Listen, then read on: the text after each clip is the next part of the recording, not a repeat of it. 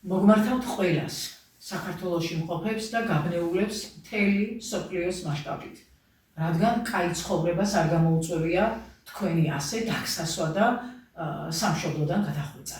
ჩვენი ამ ბრძოლის მიზანი არის სიმართლე გაიგოს არა მარტო საქართველოში ადამიანებმა, მთელმა მსოფლიომ უდიდესი წმინდანის, 8 წელში მყოფი ღმერთამდე ამაღლებული ადამიანის მამა ნიკოლოზ ნარიმან ბაგრატიონის შესახებ.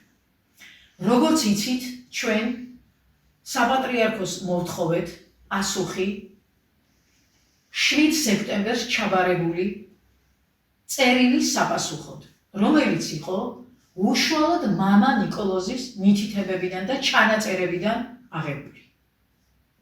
საპატრიარქომ ორჯერ იგნორი გაგვიკეთა, ჩვენ არ გაგვცა პასუხი, დაუკავშირდით მერე საპატრიარქოს კანცელარიას და ბატონი იოანე ასეთი, ვინც იქ არის კანცელარიის უფროსი, პირდაპირ ეთერში, იმიტომ რომ გამჭვირვალე რო იყოს ყველაფერი, ჩვენი საუბარი მე გადავიღე და დავდე პირდაპირ ეთერში, მეუბნება, რომ ის წერილი, რომელიც ჩაბარებული იქნა 7 სექტემბერს და უშუალოდ ადრესატი იყო შორენა თეთრუაშვილი, წერილს ზუსტად ასე არ მითითება შორენა თეთრუაშვილს, რადგან ეს უშუალოდ მამა ნიკოლოზის მოთხოვნა იყო.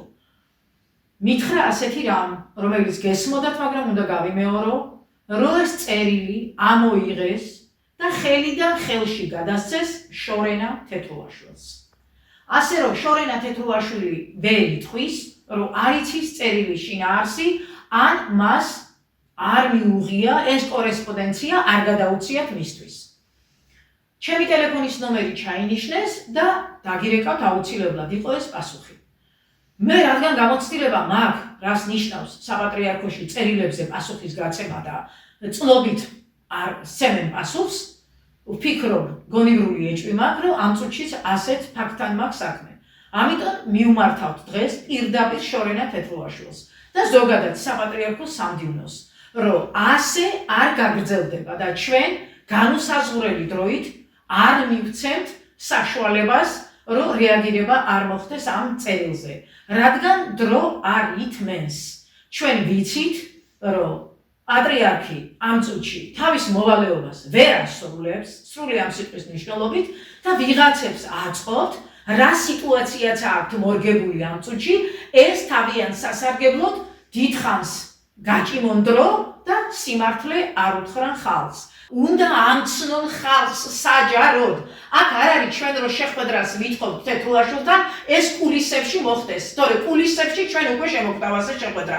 არც ერთ შემთხვევაში არა. ჩვენ არ ვაპირებთ რაღაც იმის იქით, რა ქვია, ფარდის იქით მოლაპარაკებას ვინმესთან, არა, მსოფლიომ და ქართველმა ერმა უნდა გაიგოს სიმართლე მამა ნიკოლოზის შესახებ. უხსნელი სისხლი, როგორც ვიცით, დღემდე არის შენახული და დაცული მამა ნიკოლოზის. მამა ნიკოლოზი დღესაც საპატრიარქოს წიაღშია. მამა ნიკოლოზი არ არის განკვეთილი და დღესაც მამაო არის წიაღში. და ვინც თქვენ ფიქრობთ, რომ აუცილებლად და განიცდით და წუხართ იმაზე, რომ სიმართლე აუცილებლად უნდა გამჟღავნდეს მამა ნიკოლოზზე.